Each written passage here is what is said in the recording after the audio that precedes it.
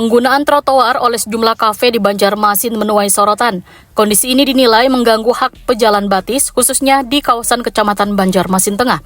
DPRD pun mendorong penertiban namun tetap mempertimbangkan keberlangsungan pelaku usaha. Sejumlah kafe memanfaatkan trotoar sebagai area tambahan gasan berjualan wan wadah duduk pengunjung.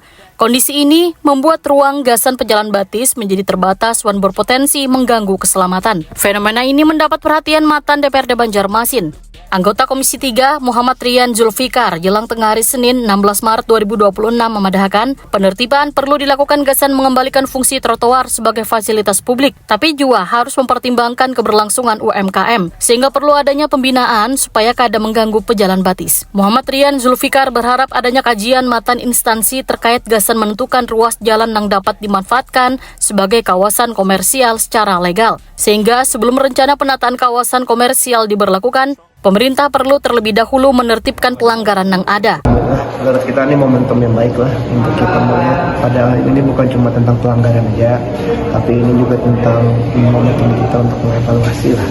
Setidaknya ada beberapa hal dari bahasan kita juga di Komisi 3 bersama rekan-rekan, yang mungkin pihak dari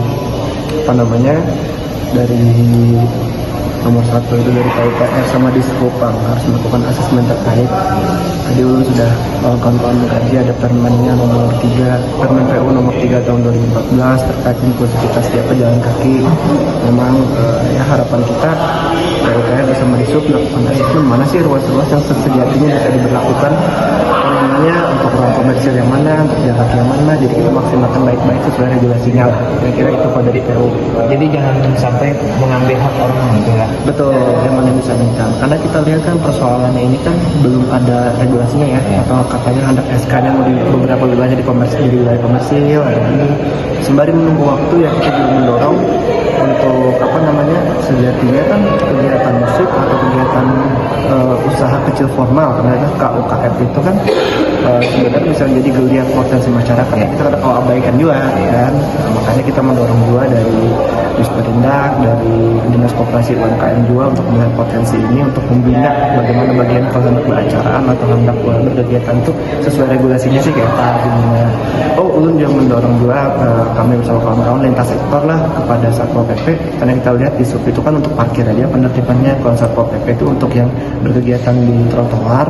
Harapan kita kalau Satpol PP bisa bukan cuma represif tapi juga persuasif lah bersama kawan-kawan, jadi istilahnya tuh dibina lah, ditanyakan, karena kita tahu kalau perlu ada lintas sektor sembari menunggu disahkan SK Perwali terkait komersil. Coba kita lihat itu apakah bisa memungkinkan diberlakukan pembagian jam waktu penggunaan aja gitu loh.